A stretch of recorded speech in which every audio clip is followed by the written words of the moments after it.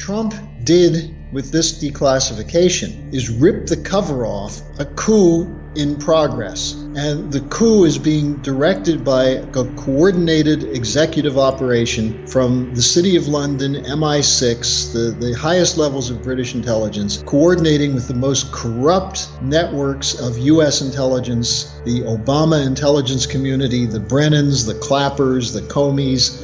Mueller is a part of this. And then you see the lower level operatives like Peter Strzok and McCabe and Bruce Orr, lower level in the sense that they weren't making policy, but they were carrying it out. They were loyal operators for a coup against the president.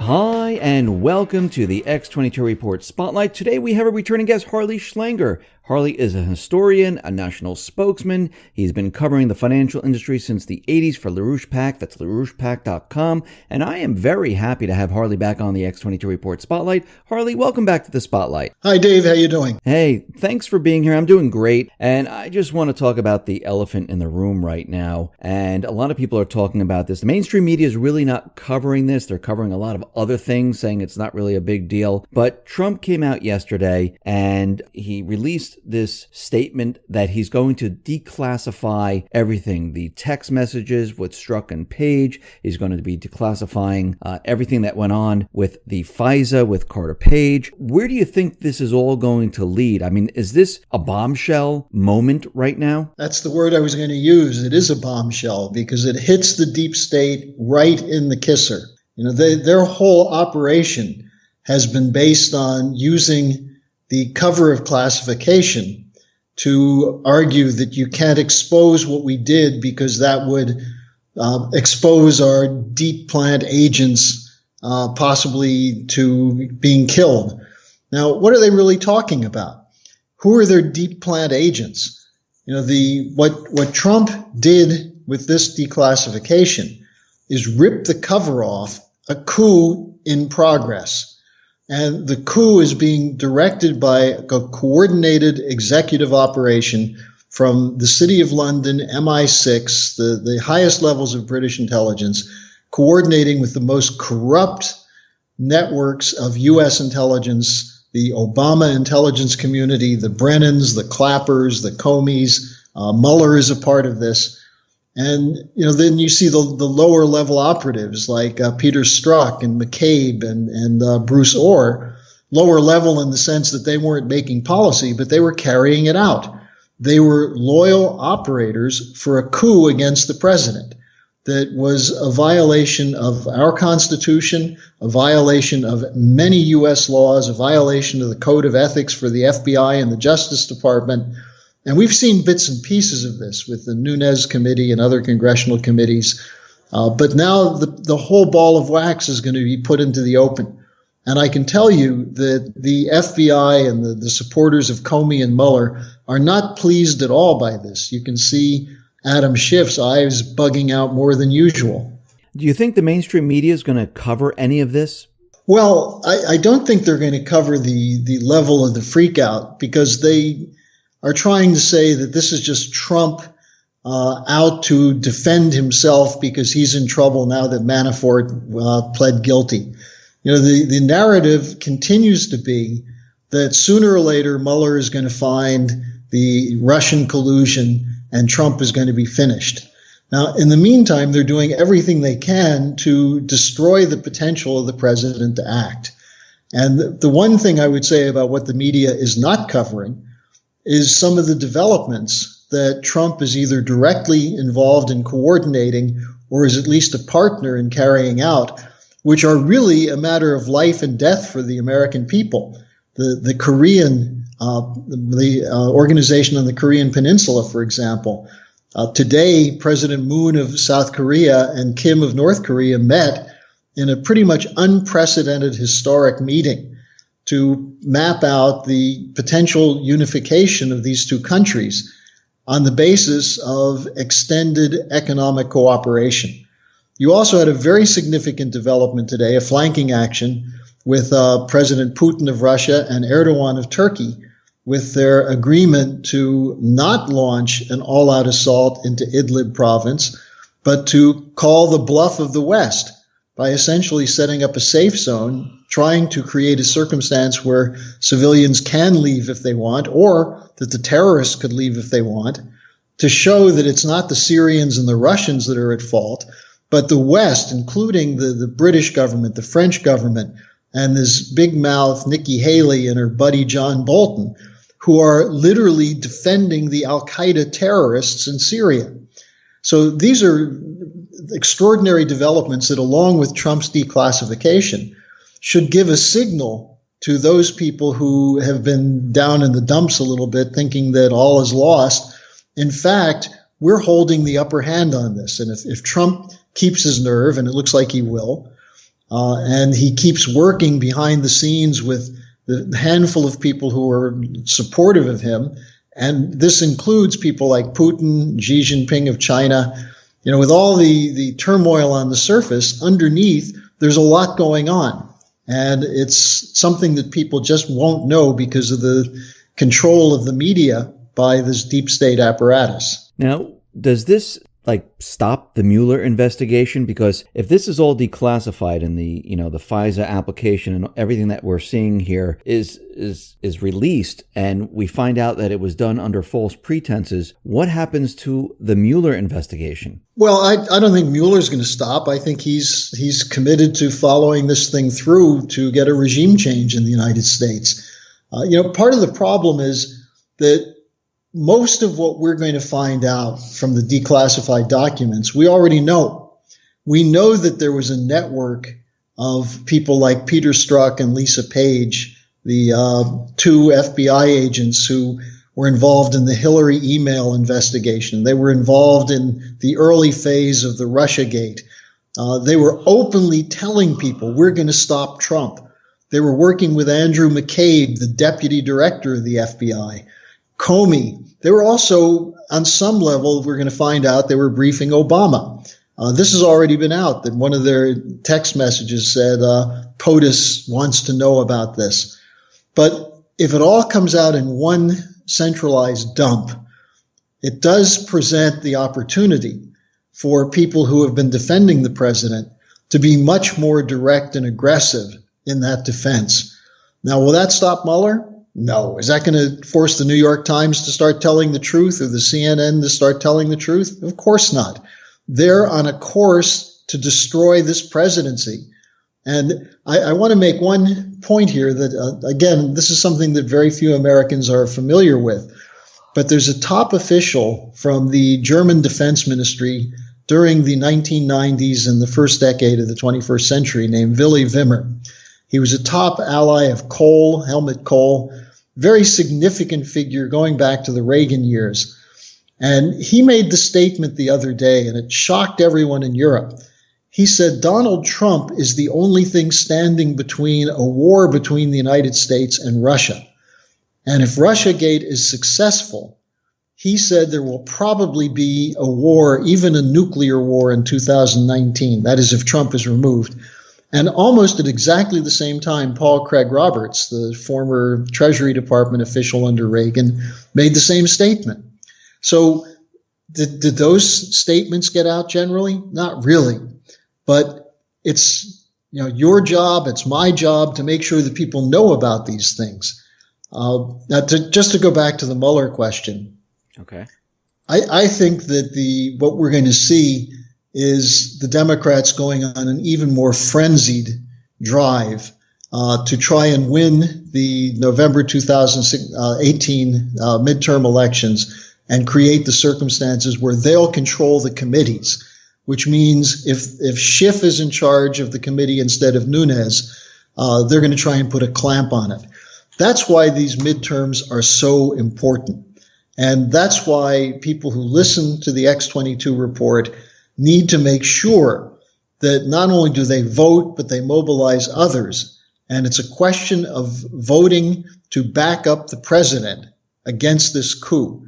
And if enough people do that, then even if the Democrats make some marginal gains, they're not going to be in a position to impeach the president, and it will stiffen the spine of some of these gutless Republicans who have been unwilling to step forward and really back up the president. And you mentioned impeachment. I just want to go down this path for a sec. I mean, Maxine Waters is out there, and she's pushing impeachment like there's no tomorrow. I mean, she's screaming and yelling that we need to knock off the president, and then once he's gone, knock off the vice president. I mean, why are they pushing for impeachment so hard? Well, they're hysterical. I mean, Maxine Waters' mouth runs before her brain starts working.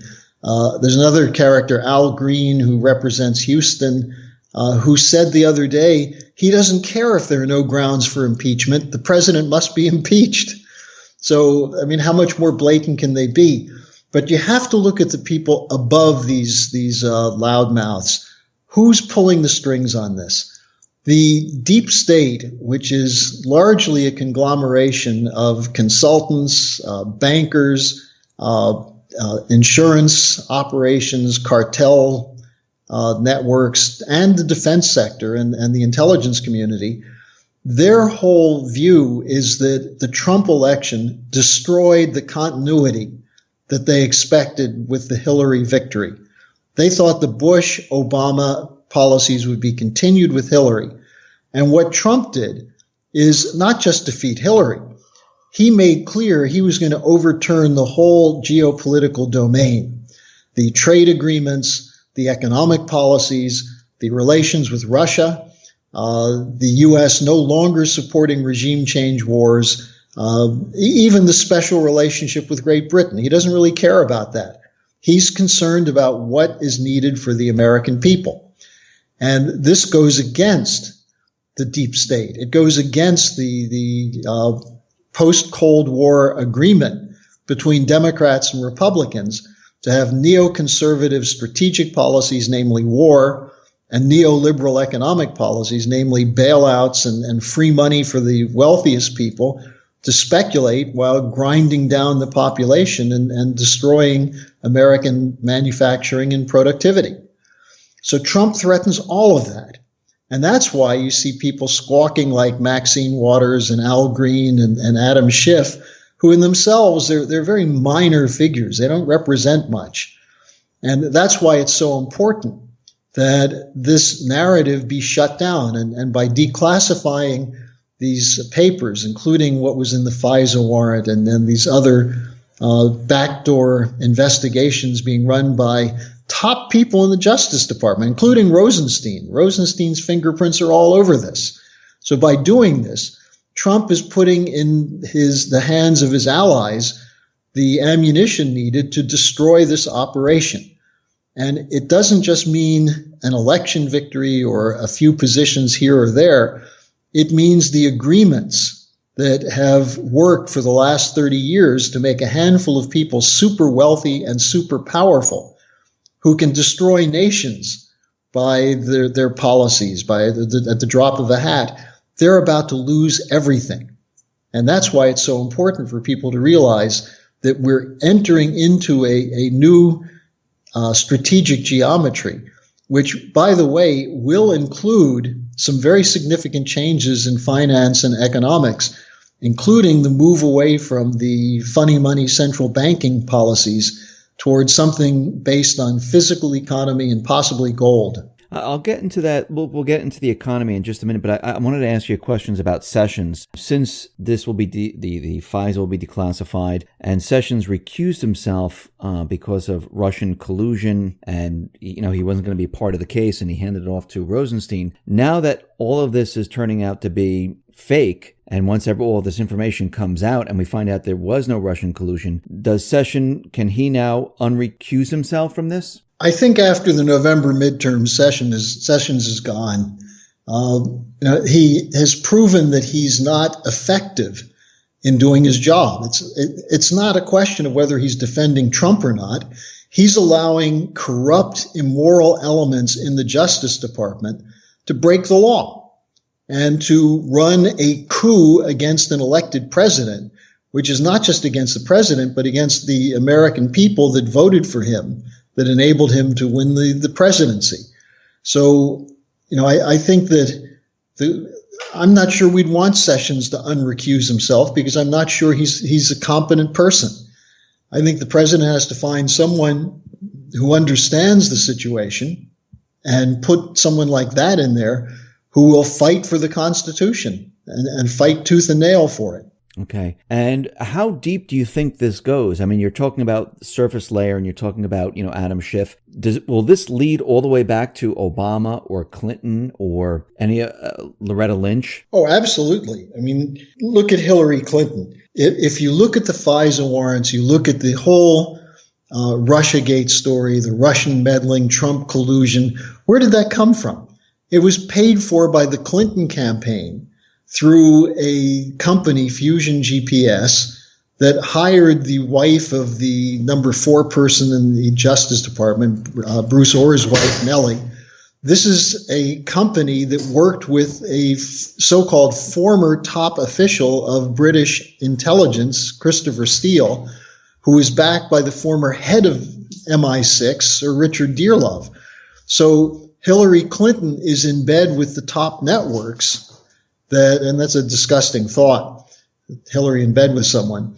But this is the reality of it, that this is why they're so frightened that this thing is going to come out. As for Obama, he's up to his neck in it. Why do you think Obama's out campaigning right now? Because if he's afraid that if there's not a blue wave, then he's going to be the next person called in.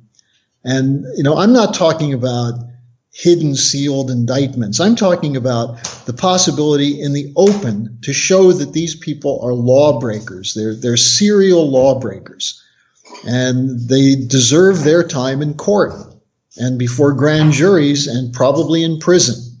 So that's what we're looking at here. And Obama's not safe. Hillary Clinton's not safe because they were all deeply involved in breaking the law to run a coup against the election. Do you think if the Republicans win the election, the midterms in November, do you think like Obama, I mean, he's out there campaigning, Joe Biden, the rest of them, John Kerry, who's visited Iran many, many times, even though he's not part of the government, he's a civilian now. Do you think they are going to be on the run because they know that it's game over? I think they're already on the run. I think that's why Obama's on the campaign trail, and Hillary just wrote this completely insane editorial against Trump that I believe was in the Atlantic.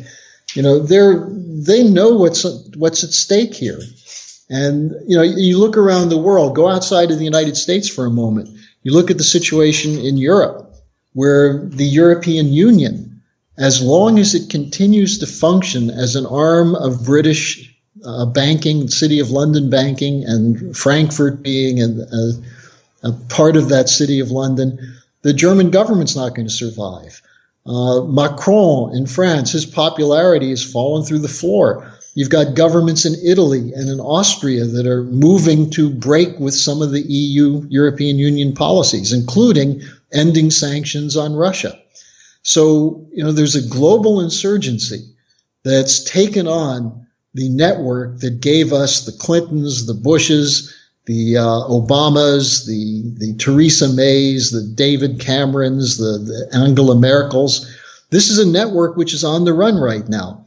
And you'd never know it from reading the media because, they tell you that these are the people making policy. But, Merkel's coalition is the SPD, the CDU, and the CSU. Those three parties are below 50% right now. The Tory party is in a state of collapse in the United Kingdom. So just as we see the Democratic and Republican parties are unpopular, what's popular? Well, Trump was popular because he wasn't controlled by either party. If the deep state, the cabal, doesn't get their way and everything starts to fall apart, and it's already starting to fall apart around them, and they're talking about impeachment, which we just discussed, they most likely they won't get impeachment. Do you think they will take this to the next level, and I'm talking about an assassination, to get him out of office, to make this all stop? I wouldn't be surprised. I think they have several fallback options. One is we saw the game plan in the Woodward book and in the New York Times anonymous op-ed basically saying that people are talking about Trump being crazy, Trump can't handle the job, the 25th Amendment. Those have been in the background all along. Assassination is a possibility, but there are two other possibilities. One is war. Why do you think the British keep bringing up the Skripal affair, to try and say the Russians are out to poison people? Why do they keep bringing out the white helmets, this fraudulent gang that is conducting false flag chemical weapons stories to try and launch a strike in Syria that could very well hit Russia? So war is another one of their options. And when you have a loose cannon like the crazy Bibi Netanyahu and his gang of hardcore Zionist fanatics, that's another element that can be thrown into that. And then there's a third option, which is pulling the plug on the financial system.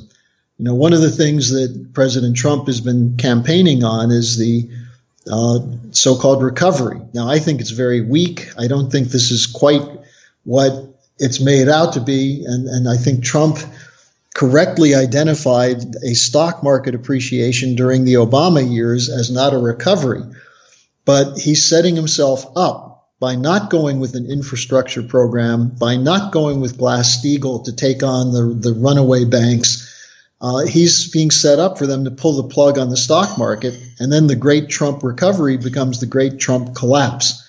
Now, one thing I'll tell you, Dave, that is interesting on the financial side of things, Roger Stone reported the other day that in discussions with Larry Kudlow, he raised the question to Kudlow, why has Trump not done anything with Glass-Steagall? And Kudlow said, it's coming.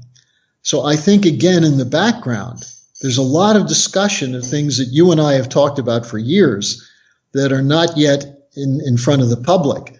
But this is what scares the hell out of the deep state. Glass-Steagall would force the major investment banks in this country and the big commercial banks, the too big to fail banks, to eat their losses because they would no longer be backed up by the Federal Reserve or government money. And there goes their power. So that's what they're scared of. Before, when Trump was a candidate, he said, the bubbles in the stock market, bubbles everywhere. We see it. This is, not a recovery. And when he became president, he saw that everything that he thought was right. And he used the same manipulation to make the economy look a lot better than it was, to try to stop the deep state and the establishment from saying, listen, he destroyed the economy. It's broken. And, they were going to blame it on him. By him switching the GDP calculations, by him continuing with the manipulation of unemployment, he made the economy look like it was a lot better. It's a lot better than it really is. I mean, just by tweaking some numbers. And this strategy might be to say, hey, look, I made the economy great. If this news comes out about the declassification and the market falls, it's because of that. If the Fed raises rates and the system starts to break down, I can blame the Fed. Maybe this is part of a plan where he's trying to stop those from blaming him for the economy failing. Yeah, he's already laid the groundwork for that with a couple of his messages to the chairman of the Federal Reserve about the raising interest rates. He's also been talking to people about restoring manufacturing, and there are some jobs that have come back. There are some signs that there are a few of these things that are working. But here's the problem. If you have Gary Cohn, as he did for the longest time, as his lead economic advisor, and Mnuchin as his Treasury Secretary, these are two Wall Street guys. I think that he made a calculation that he's going to staff his inner circle with people who are part of the establishment, but keep them on a leash and make the policies himself. And the problem is that might have worked had it not been for Russiagate. But the whole Mueller investigation and the attack on Trump has forced him to spend most of his time looking over his shoulder to make sure he's not going to get knifed in the back. And so he's been hindered in what he wanted to do strategically and economically. But I think he figured that the most important thing was the strategic concerns. And so he moved aggressively to work out the Korean situation, which was a really dangerous immediate problem. And it's moving brilliantly. I mean, this is something Kim Jong-un made the point, I will denuclearize while Trump is still in office. Now, That should have been headline story day after day. It barely got mentioned. The situation in the Middle East, you mentioned that the U.S. is coordinating, the U.S. military is coordinating with Russia on a number of things. We haven't had a war yet, despite what Bolton's trying to do, what Theresa May's trying to do. I think Trump's relationship with Putin has been very important in that. So I think he started out by saying he's got to deal with this strategic mess that was created by Bush and Obama with the wars. Now, it's hard to unravel because there are things that we are doing, the United States is doing under Trump, that are not good. I mean, we did twice bomb Syria, send missiles against Syria, claiming they used chemical weapons when it was clear they didn't. We did accept the British explanation for the chemical warfare against the Russian defector Skripal, even though it's obvious that that was another fraud. So there's some things there that don't quite make sense, just as supporting a stock market bubble as a recovery doesn't make sense. But I think there's a direction underneath it.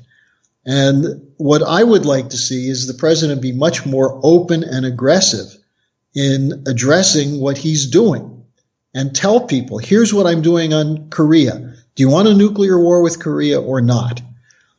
Here's what I'm doing on trade.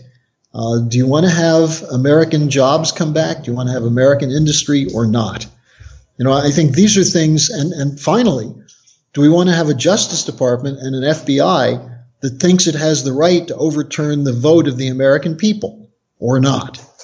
And I think by making these much more direct and powerful interventions, it will rally the base that elected him 2 years ago and turn back the so-called blue wave that the mass media is trying to promote. I mean, I agree with you. I mean, this is not a perfect situation where he can stop everything from going on. Remember, the deep state, the cabal, they've been in power for such a long time. They had everything set up. And for him, within, 2 years, to tackle every single thing would be completely impossible to have it all, happen at once. Because first of all, in his administration, there are many deep state operatives still in there. He still has to get rid of them, has to, get them out. And the deep state has been, pushing their agenda in many parts of the world. And it's very difficult to stop everything. But I think the letters that are going back and forth between Kim Jong-un and Putin, where the corporate media can't get a hold of them, they can't really find out what they're talking about. I think this is being done on purpose. I think this is why he's not using email or electronic communications. I think there's an understanding of what is really happening, and they're communicating with each other and just maybe telling Russia, hold off, while we get through all of this. And, yes, the United States backed the Skripal poisoning, but I think you have to pick and choose your battles. I don't think you can do everything at once. It'd be completely impossible because the deep state is so entrenched in everything. It'd be completely impossible. I agree with you. You can't do everything at once. And you're dealing with, in a sense, on the bigger issues, we're dealing with things that go back to 1963 and the assassination of President Kennedy. And since Kennedy's assassination, we've had the economy taken over completely top down by Wall Street and the City of London, who have a different view of economics. The neoliberal view of economics is that you don't need manufacturing if you can get cheaper wages in other parts of the world. We don't need an American manufacturing base. We don't need infrastructure. It's a different conception.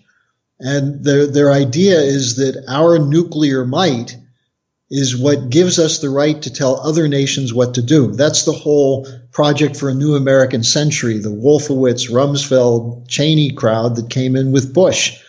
And Obama was no different. Now, Trump doesn't buy into that.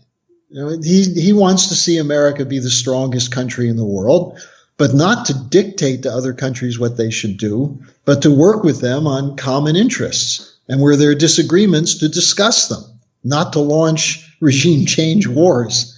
And so I think on the whole, for these 2 years, you have to give him somewhat of an incomplete, because he hasn't been able to do what he wanted to do. Because of why? Because of the coup. And that's not an excuse for Trump. I wish he would be more direct and aggressive in fighting it, and maybe firing someone like Mnuchin or John Bolton and saying, look, these aren't my policies, or Nikki Haley would be my choice for someone to fire.